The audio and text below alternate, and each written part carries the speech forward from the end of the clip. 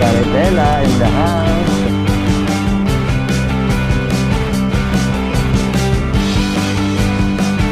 Ang sarap yung buko.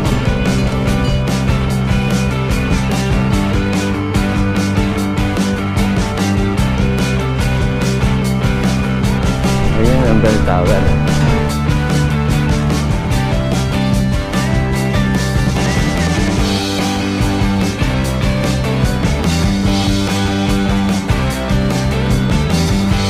Ay, 60 ang isang kilo.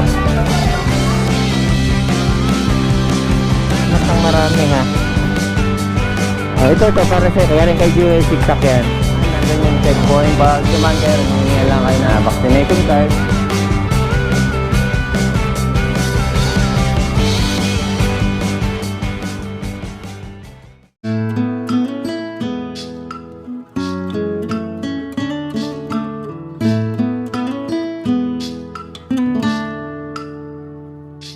Pupunta muna kami ngayon sa Calle Crisologo.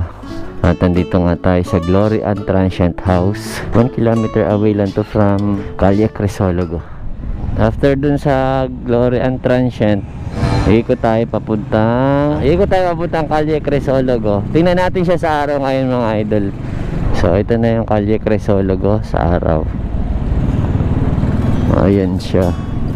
Isang bala lang. Pag sinabing Calle Crisologo, FPJ yan.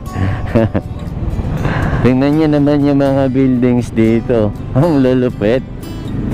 Talagang luma no? Yung pinakaluma yata itong mga nasa Calle Crisologo. At yung mga kainan, luma rin. Hindi halos sila binago. Tingnan natin kung anong may explore natin dito sa vegan. Kasi siguro after lunch, sibat na rin kami. Diretso na kami ng La Union hanggang Pangasinan. Hello, vegan! Ito ninyo mga idol itong max nila. Oh, makaluma. Eh, Caritela in the house, kabayo. Ito yung Calle Crisologo sa araw. Yan.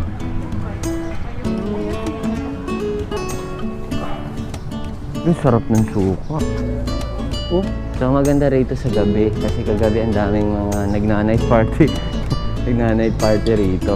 Ganda nung nung tunog na. Sa mga hindi pa po nakakaalam dito, bawal dito dumaan ang mga four wheels. Pero yung tatawid ka lang galing dun sa kabilang street, pwede dito.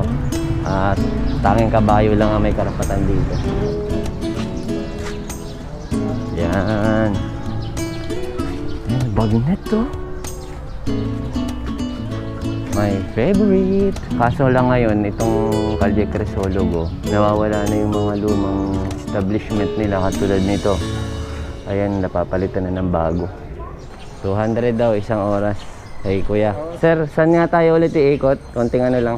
Parang mauna tayo, sir, Bantay Tower. Bantay Tower. Pagkatapos, sir, yung bahay ni Presidente Quirino, pagawan yung paso, Eden Garden, Baluarte.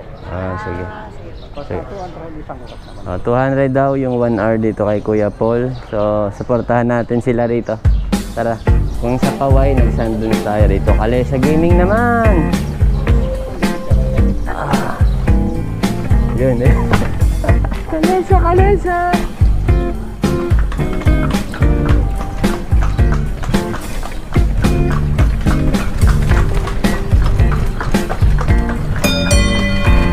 Alright. MOCTI Acorn. Ayan sa puti. Ayan, iniwan namin yun sa puti. Ayan ang dami nagpapared din dito. Ayan, dami sila. McDonald's, vegan. Old school din, old school. Ayan tinabayad ko na kayo mga idol sa vegan. Picturean yung bilang ng Vegan Cathedral San Pablo, yung bell tower din tawag po dun, di ba? Tower ng bigan doon. Tower ng vegan. Pablo. Alright. Nakuha ka na ba sa 115? Kaya nakakalesa ka na. Naumay sa 115 si Mrs. City Rider. So ito naman yung Kapitolyo ng Ilocos Sur. Ayan siya.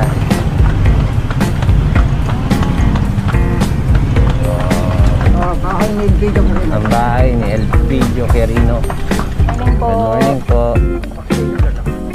So dito sa loob daw bawal mag-video pero pwede mag-picture. Ayan. Binshal Grill, Ilocos Sur. Yes. Let's go. Thank you, Kuya. So, let's go to Bantay Bell Tower from the house of late President Elpidio Quirino. Dito naman tayo ngayon sa Bantay. Silipin natin yung Bantay Tower. Ayun ang Bell Tower.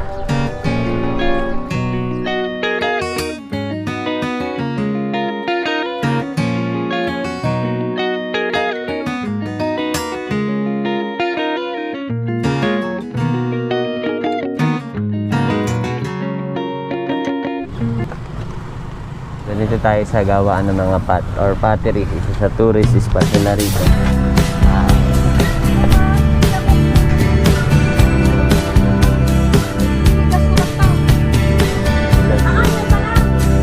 Ayun yung basit. Papakita ni Kuya kung paano gumawa ng pot.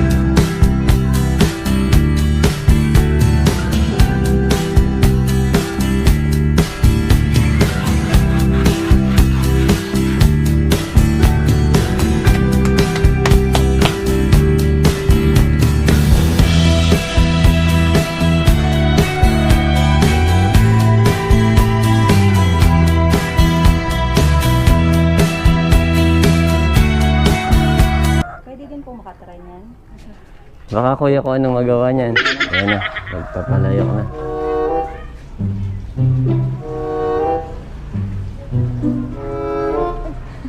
Ano ba yan? Ano yan? Ano yung ginawa mo? Nakagawa si Mrs. Easy Rider daw ng kainan ng manok.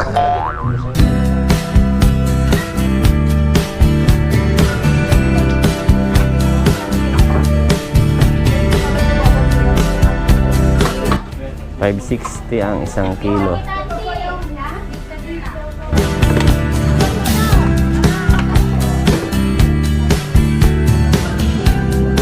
Yun, salamat kay Sir Paul. Thank you, Kuya. Dito tayo ngayon sa kainan sa food court dito sa Vegan sa plaza. So ito magiging breakfast namin and lunch. Tikman na rin natin itong nabili nating bagnet. Pero parang gusto ko ulit kumain ng empanada. Ito yung ating breakfast and lunch. Isang longganisa kay Mrs. Easy Rider. At ito ngayon ko lang ito natikman. Itong sinanglaw. Napakasarap. Sarap pala nito.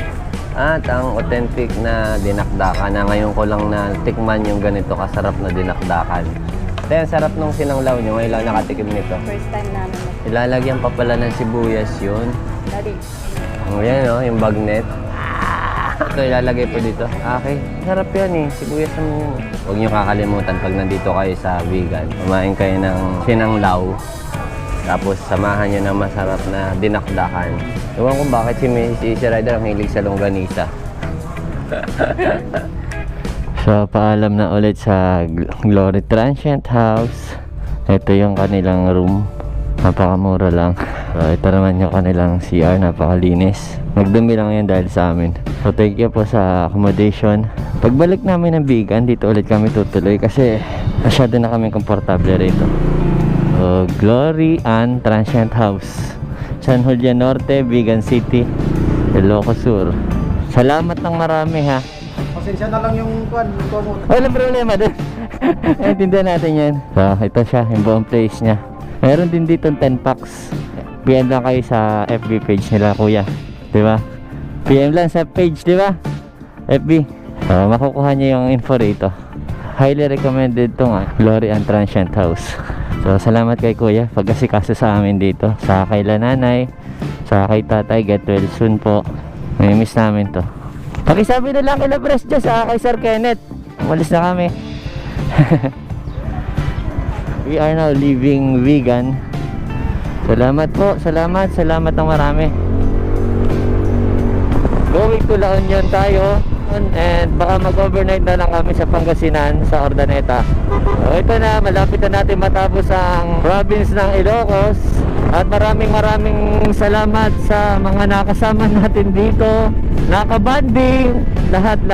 maraming pong salamat. Na-appreciate lahat namin yung effort nyo. Na-appreciate namin ni Mrs. Easy Rider. Sobrang na-enjoy namin yung pag North Loop namin ngayon. Ang masasabi ko lang dito mga idol, simula nung nag North Loop tayo, puro magagandang tanawin yung napuntahan namin. At talagang nakaka-amaze. Saludo po ako sa mga Ilocano. Napakabait nyo. At higit sa lahat, masarap ang pagkain.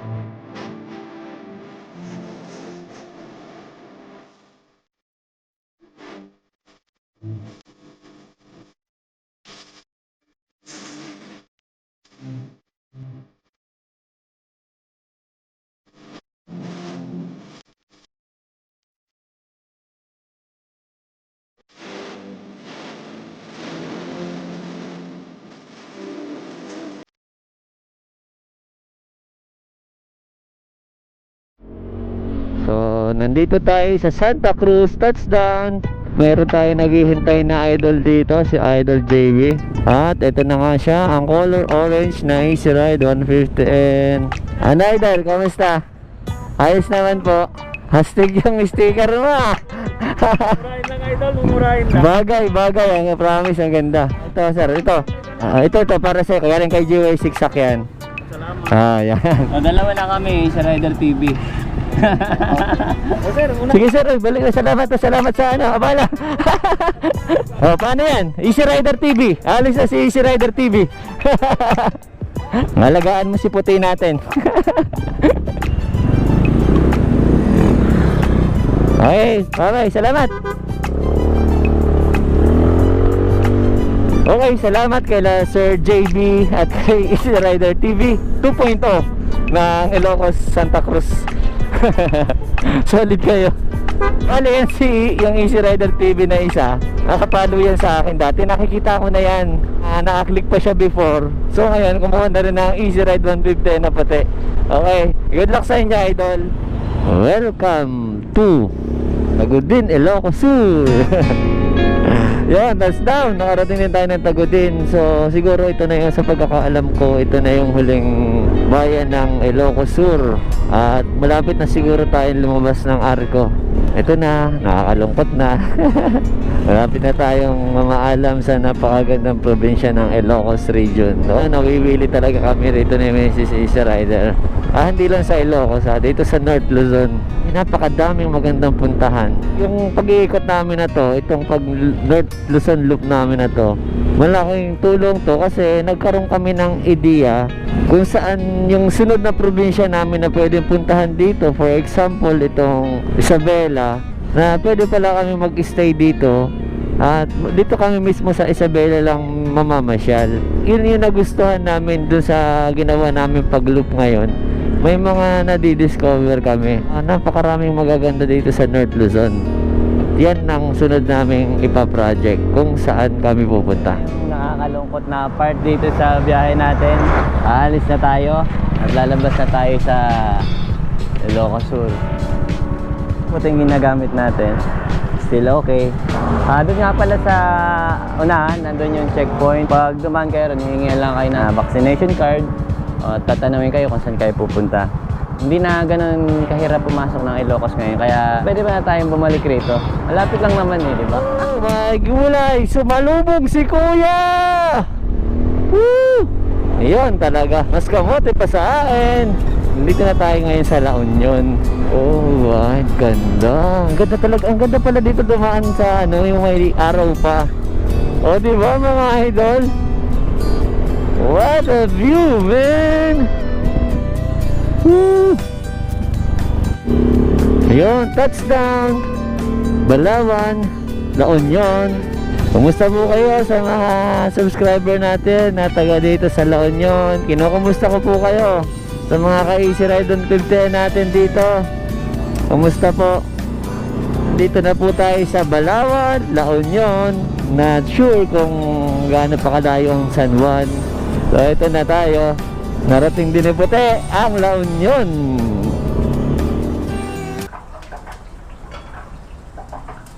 Dito nga tayo sa San Juan, La Union. At dito kami magme-merienda ni Mrs. Israder. So gusto raw niya yung habang kumakain siya, natatanaw niya yung dagat. Laki ng mga surfing board ah. First time ko rito makapunta sa San Juan. Dito mismo sa tabi ng dagat. Malakas nga yung alon. Oh yeah.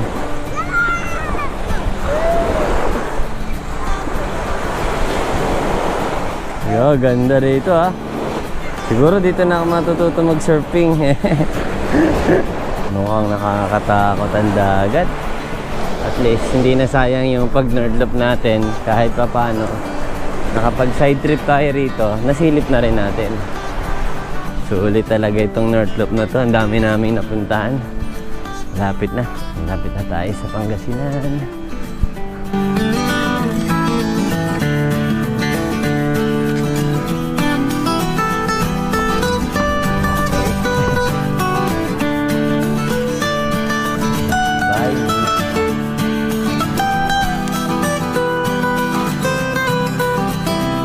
Merienda, hindi hapunan. Hindi merienda na puro kanin. San Jacinto, touchdown San Jacinto, Pangasinan. Time check, it's 8 PM na ng gabi. So diretso tayo ng Ordaneta at baka may imit tayong mga ka-easy ride 150 natin ngayong gabi. So doon ako dediretso. Alright, kita-kita tayo doon mga idol. Alright, Santa Barbara, Pangasinan. Bibili muna kami pala ng ihaw na bangus. Sana may tinda pa si ate. May binibilan ako rito sa Santa Barbara, Talipapa ng inihaw na bangus. At meron pa. Alright. Yan na lang, dalawa. Alright. Tapos kain tayo at bukas biyahe ulit.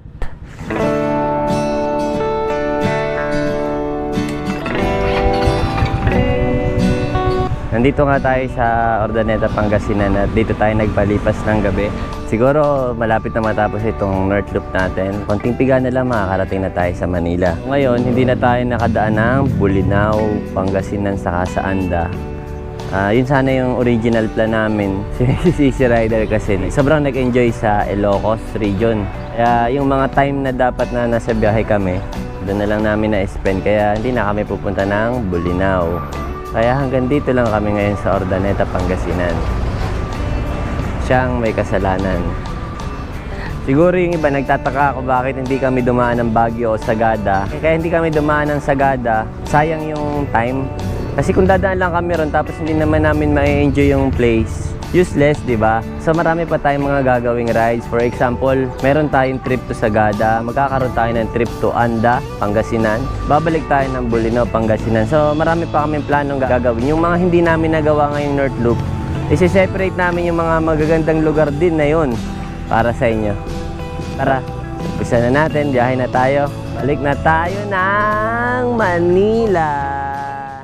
Shoutout San, shoutout kay Jimboy Mariano, Loiky, Carlo Christopher Alfon, Morpling Park. Yun, shoutout sa inyo mga idol. Mga gusto magpa-shoutout, comment down below para ma-shoutout kayo sa next video. Thank you! Ride safe always!